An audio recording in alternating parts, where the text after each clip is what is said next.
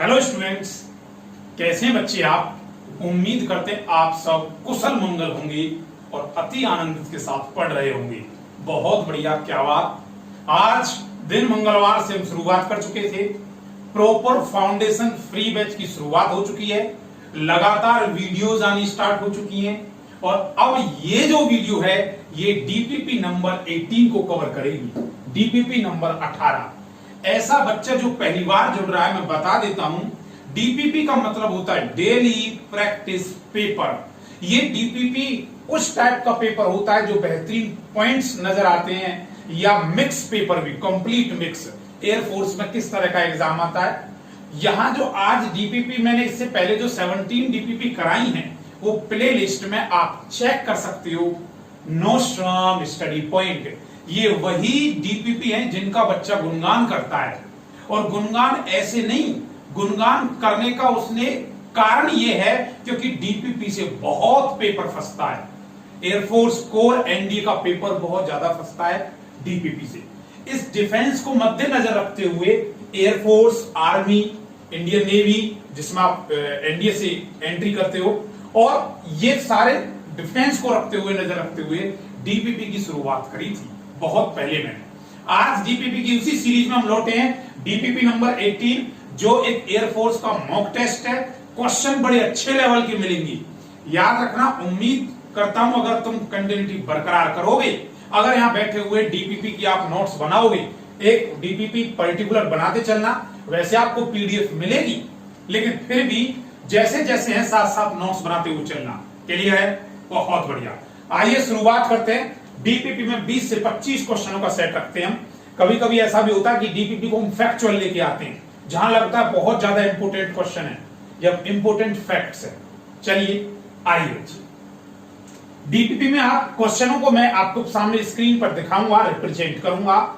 चलिए शुरुआत करते हैं।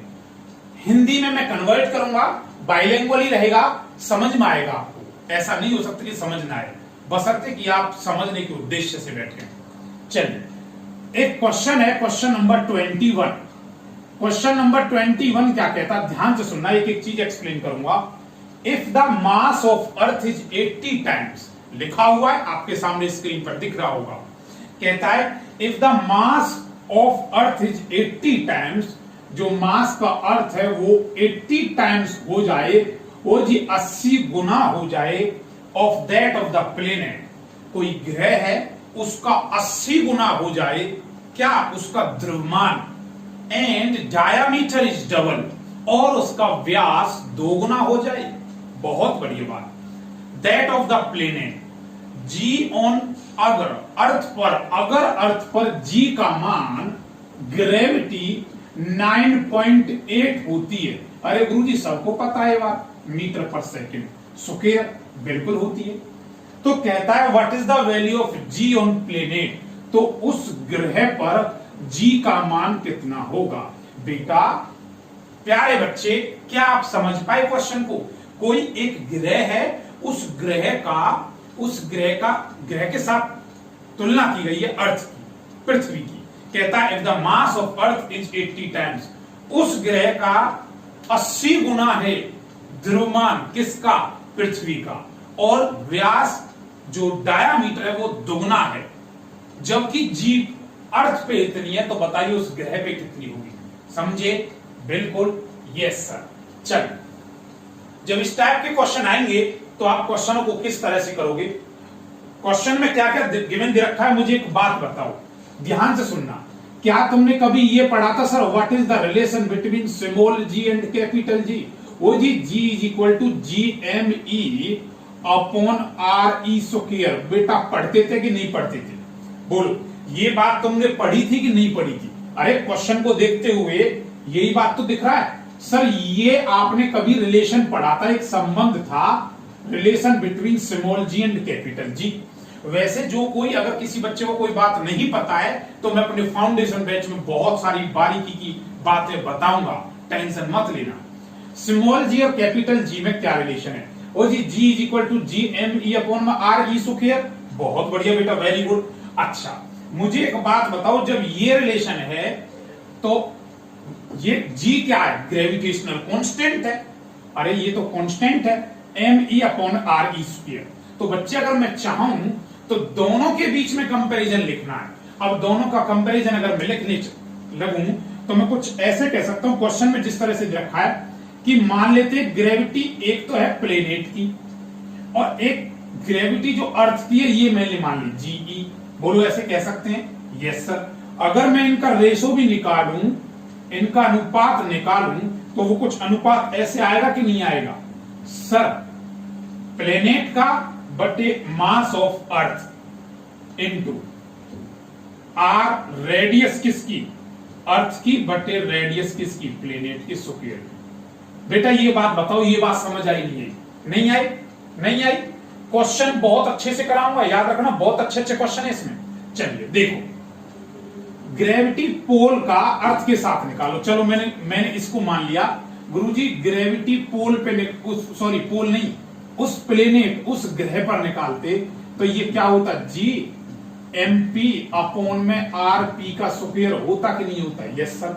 उन दोनों का अनुपात निकालना है तो बेटा MP ऊपर आएगा। यस सर, ये डायरेक्टली प्रोपोर्शनल है। लेकिन रेडियस जो है, यहां देखो देखो देखो, इधर देखो, ये ग्रेविटी रेडियस की इनवर्सली है कि नहीं है? हाँ, अगर GE ऊपर होगा तो RE नीचे होगा, अगर GE नीचे होगा तो RE ऊपर होगा नहीं होगा? तो RE स्क्वायर मैंने यहां लिख दिया, ये स्क्वायर टाइम्स है, ये MP है। यहां तक किसी बच्चे को कोई दिक्कत हो तो बोलो बेटा, कोई दिक्कत? आपको गुरुजी बिल्कुल दिक्कत नहीं है, बहुत प्यार से कॉन्सेप्ट समझ में आ गया। रटवाऊंगा नहीं, समझाऊंगा एक एक चीज, ध्यान से समझना। अब क्या कहता है, चाहे क्वेश्चन करो 10, लेकिन इफेक्टिव और बढ़िया क्वेश्चन करो। आइए बेटा, अब मैं इसको क्या कहता हूं, क्वेश्चन सब तरह के रखूंगा बेटा, अच्छे भी आते हुए, वो वाले भी जो जिस टाइप के पूछे जाते हैं। अब मुझे एक बात बताओ, GP पूछ रहा नहीं पूछ रहा? ग्रेविटी अर्थ पे तो गुरुजी दे रखी थी, गुरुजी पोल पे पूछ रहा है, तो बेटा इसको मैं ऐसे लिख दूंगा गुरुजी, GE MP/में ME इंटू RE/में RP का स्क्वायर। बोल सकते हैं कैसे? अभी भी समझ नहीं आया तो देखो, ग्रेविटी इसको मारो गोली, MP/RP का स्क्वायर, ये चीज तो लिखी मैंने। ठीक है बेटा, ये नीचे लेंगे अर्थ का तो मास उसके सामने लिखा जाएगा, लेकिन रेडियस ऊपर लिखी जाएगी। क्यों? क्योंकि वो उसके इनवर्सली प्रोपोर्शनल है। अब सिंबल्स में सारी चीजें बताई थी मैंने, बहुत बढ़िया। अब मुझे एक बात बताओ, तुमसे कह क्या रहा है गुरुजी? कुछ भी नहीं, अब सब कुछ क्लियर है, हर चीज दे रखी है। चलिए, ग्रेविटी किस पे निकालनी है बेटा? पोल पे। तुम्हें मतलब पोल नहीं बेटा, बार बार मैं पोल बोलता, ये ग्रेविटी P मतलब प्लेनेट, उस प्लेनेट की बात कर रहा हूं, मतलब उस ग्रह की जिस ग्रह के साथ पृथ्वी की तुलना हुई थी। क्लियर? तो अब सारी वैल्यू आपको दे रखी है।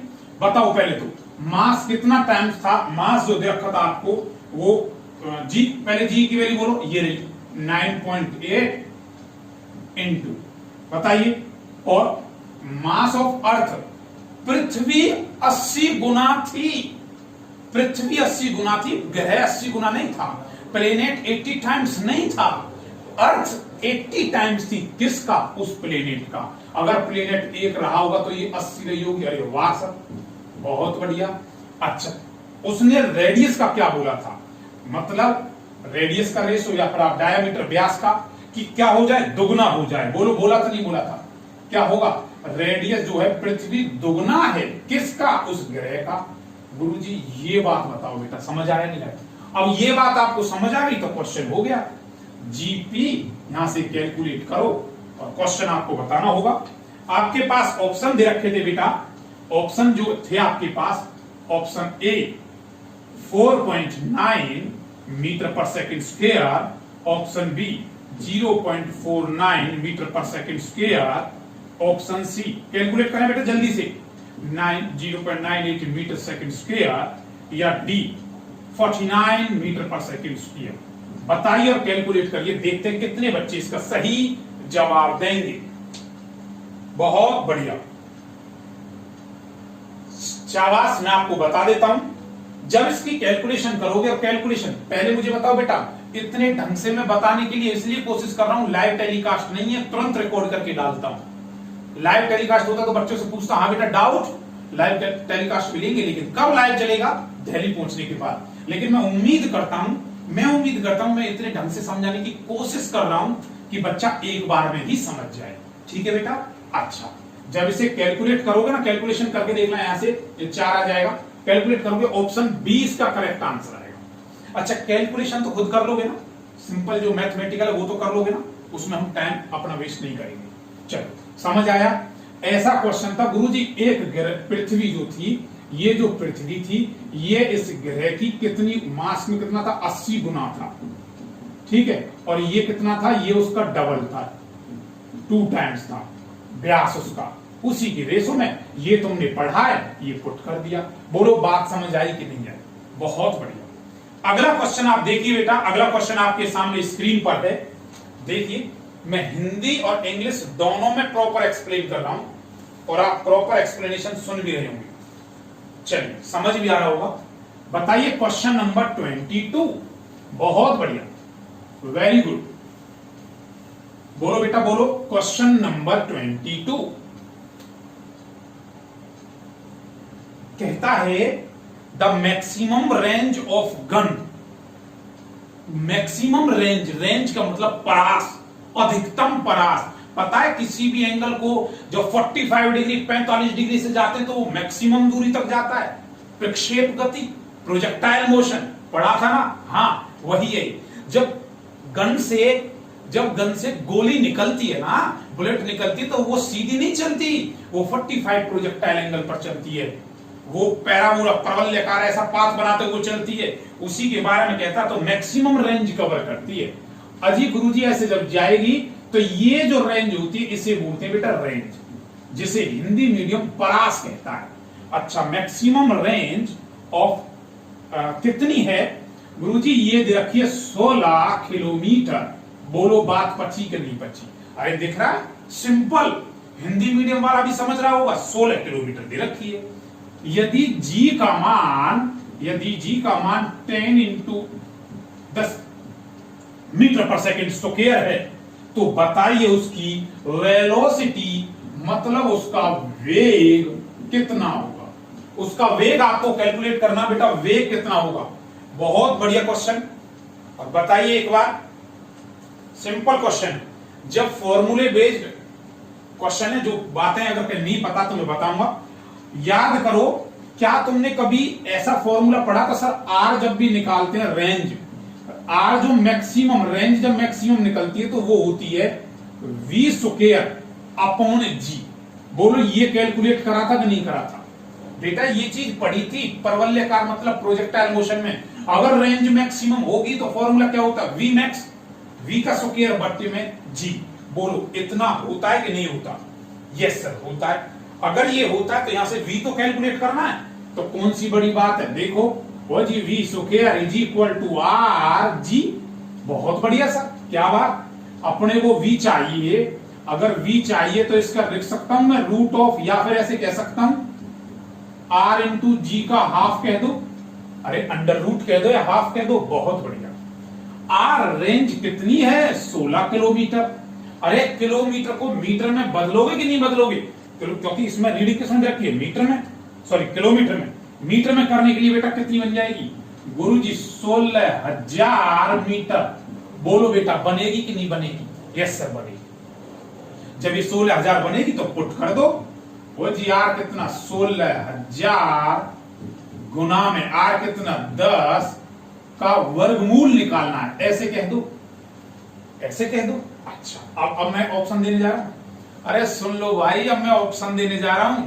हाँ जी, चलिए ऑप्शन आपको दे रखे थे, स्क्रीन पे दे भी रखे हैं। 160, 200 अंडर रूट 2, या 400 या 800 मीटर पर सेकेंड स्क्वायर। सब में आपको स्क्रीन पर दिखाई दे रही होंगी बेटा। बताइए करेक्ट आंसर क्या आएगा? 22 का करेक्ट आंसर क्या आएगा? बहुत बढ़िया गुरुजी, 4 चौके 16, 4, यहां जिनका आंसर आया 400 बेटा बिल्कुल सही आंसर है उनका। 400 बिल्कुल सही आंसर है। बहुत बढ़िया, वेरी गुड, क्लियर है, शाबाश। ये था आपका क्वेश्चन नंबर 22। बोलो बात क्लियर है? एनी दिक्कत? तुम कहोगे नो दिक्कत। ठीक है जी, बहुत बढ़िया। चलिए अगला क्वेश्चन नंबर 23 आपके सामने स्क्रीन पर ये रहा। आइए बेटा, क्वेश्चन नंबर 23 आराम से, बहुत प्यार से चलिए। क्वेश्चन नंबर 23, रिकॉर्डेड वीडियो का फायदा यह भी होता है आप फास्ट मोड में भी देख सकते हो। बात समझ आई? जबकि लाइव में ऐसा नहीं हो पाता। लाइव में कुछ फायदे हैं तो कुछ नुकसान है, रिकॉर्डेड में कुछ फायदे तो कुछ नुकसान है।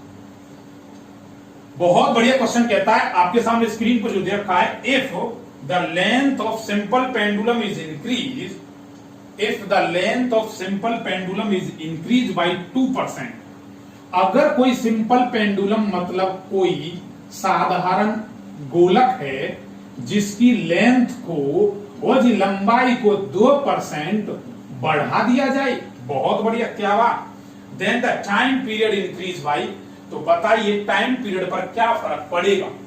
बताइए बेटा, बहुत बढ़िया। तो टाइम पीरियड पर क्या फर्क पड़ेगा?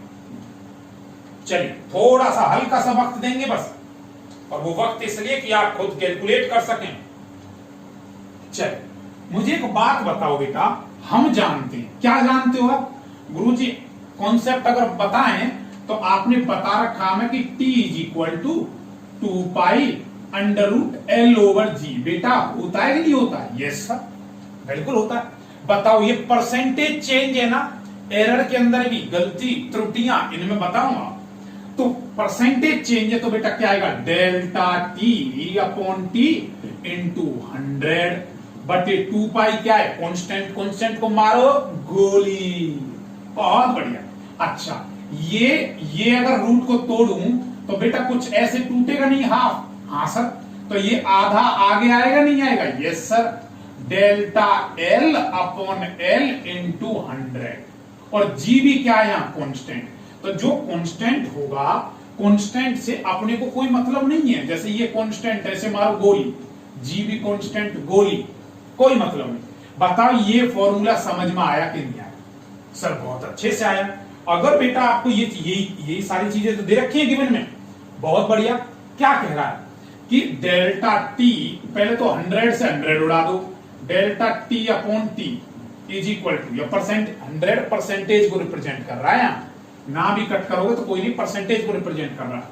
बताओ ये हाफ है, बताओ लेंथ में चेंज कितना आया है, बताओ ये L बोला जाएगा कि डेल्टा L बोला जाएगा? गुरुजी डेल्टा L। डेल्टा L क्यों? क्योंकि डेल्टा का मतलब है चेंज। क्या है? चेंज। बहुत बढ़िया। तो डेल्टा L मतलब चेंज कितना? 2%। ओरिजिनल में कितना रहा हुआ? 1, मतलब 1 से 2% हो गया। अगर वो शुरुआत में L था तो डेल्टा L बढ़ गया, कितना बढ़ गया? 2% बढ़ गया। वो जी काटोगे तो गुरुजी क्या आएगा? 1। तो ऑप्शन में जो इसमें आंसर दे रखे हैं, ऑप्शन में कहता है increase by 2%, increase by 1%, decrease. पहली बात तो गुरुजी तय है, ये डायरेक्टली प्रोपोर्शनल है। बताया था ना बेटा, डायरेक्टली प्रोपोर्शनल, समानुपाती। A directly proportional to B, lecture class number 1 में बताइए ये बातें मैंने। ये अगर बढ़ेगा तो ये भी तो बढ़ेगा। बहुत बढ़िया सर, तभी तो कहा था जो मेरा एक एक लेक्चर लेगा, पर्टिकुलर फॉलो करेगा, एक दिन याद रखना फिजिक्स की उसे हर कॉन्सेप्ट का ज्ञान होगा। चलिए, अगर T बढ़ेगा कब? जब L बढ़ेगा। तो सीधा कह दो सर 1% इंक्रीज। बेटा बात समझ आई? मैं हर बच्चे को वो लेके चल रहा हूं कि 0 लेवल से देखो, ठीक है? फास्ट मोड में भी आप देख सकते हो। क्लियर है? यानी दिक्कत, अरे कॉन्सेप्ट करना है तो ऐसे करो, थोड़ा वक्त लगे लेकिन करो ऐसे कि दोबारा पढ़ने की कभी जरूरत ना पड़े। समझ रहे हो? जी सर, बहुत बढ़िया। मुझे आपकी आवाज है, आपके कमेंट्स में जो बच्चे जवाब देते हैं, अपना रेस्पॉन्स और प्यार देते हो, बहुत अच्छा लगता है। चलिए बेटा आइए, बहुत बढ़िया, तो वेरी गुड। चलिए क्वेश्चन नंबर 24, क्वेश्चन नंबर 24 ये रहा आपके पास स्क्रीन पर। देखिए क्वेश्चन नंबर 24 में कहता है the string of 7 metre length of mass इतना। कोई स्ट्रिंग है जो 7 मीटर की लंबाई है जिसकी, अच्छा लेंथ लिखो भैया, लेंथ कितना है गुरुजी 7 मीटर है, अच्छा और उसका मास द्रव्यमान कितना है 0.035 केजी है। बहुत बढ़िया, क्या बात। तो कहता है इफ द टेंशन, बेटा जिंदगी में याद रखना कभी भी स्ट्रिंग आ जाए, लटकी हुई कोई चीज आ जाए, कभी भी कोई लटकी हुई चीज आ जाए जिसपे मास लटक रहा होता है, रस्सी पर, कभी किसी रस्सी पर या किसी तार पर जो बल लगता है उसे बल नहीं कहते, उसे फोर्स नहीं कहते, उस दिन उसका नाम बदल जाता है, बोल देते हैं टेंशन। वो जी तनाव, वो टेंशन बन जाती है टेंशन। और टेंशन क्या है, तुम बोलो बोलो, मैं तुमसे पूछ रहा हूं ना, टेंशन क्या है। अरे गुरुजी टेंशन कुछ नहीं, टेंशन एक फोर्स है, एक बल है, बस फर्क इतना है वो किसी तार पे या किसी वायर पे या किसी रस्सी पे लगता है। बात समझ आई है। तो जब ये बल है तो बेटा टेंशन की भी यूनिट न्यूटन होगी नहीं होगी? बिल्कुल सर, बल के बारे में, फोर्स के बारे में बाबा न्यूटन ने बताया तो ये न्यूटन होगा। याद रखना टेंशन, ठीक है जी, टेंशन की यूनिट न्यूटन होती है। कितना दे रखा बताओ टेंशन, और जी गुरु जी 60.5 न्यूटन। क्या बात। The speed of wave on string, तो बताओ बेटा इसमें जो स्पीड जनरेट होगी वेव की उस स्ट्रिंग के अंदर, वो स्पीड कितनी होगी। उसने पूछा आपसे इसके अंदर, इस वेव के अंदर जो वेव की जो स्पीड होगी, मतलब जो तरंग होगी, तरंग चाल वो कितनी होगी। बोलो क्वेश्चन समझ में आया कि नहीं आया। वो लेंथ से लटका हुआ मास था, वो स्ट्रिंग थी और वो मूवमेंट कर रहा है, तो बताइए उसके अंदर कितनी स्ट्रिंग होगी। बहुत बढ़िया। मास आपको दे रखा है, ट्राई करिए एक बार, मास आपको दे रखा है 0.035 केजी, मास आपको दे रखा है। उसके बाद टेंशन आपको दे रखा है। देखो एक मास पर यूनिट लेंथ अगर हम यहां से कैलकुलेट करेंगे बेटा, मास पर यूनिट लेंथ, मास कितनी पर इकाई पर अगर हम बात करेंगे, मास पर यूनिट लेंथ की बात करूं मैं, इसे बोलेंगे मास पर यूनिट लेंथ। तो बेटा m कितना है गुरुजी 7, लेंथ कितनी है 0.035। बोलो बात समझ आई नहीं है। अच्छा आपको इसमें कैलकुलेट करना बेटा इसकी स्पीड, वेव की स्पीड करनी, यही तो पूछा है। यस सर यही पूछा है। अच्छा मुझे बताओ वेव की स्पीड अगर आपको पता हो, जब वेव की स्पीड आप v फॉर्मूला निकालते थे, इसका फॉर्मूला था T/m, √T/m। और ये जो m है ना, यहां पे जो बेटा ये m है, ये m मास नहीं है, ये होता है mass per unit length, per unit length. बात समझ आई। इसीलिए हमने ये जो मास निकाला है, mass per unit length calculate किया है।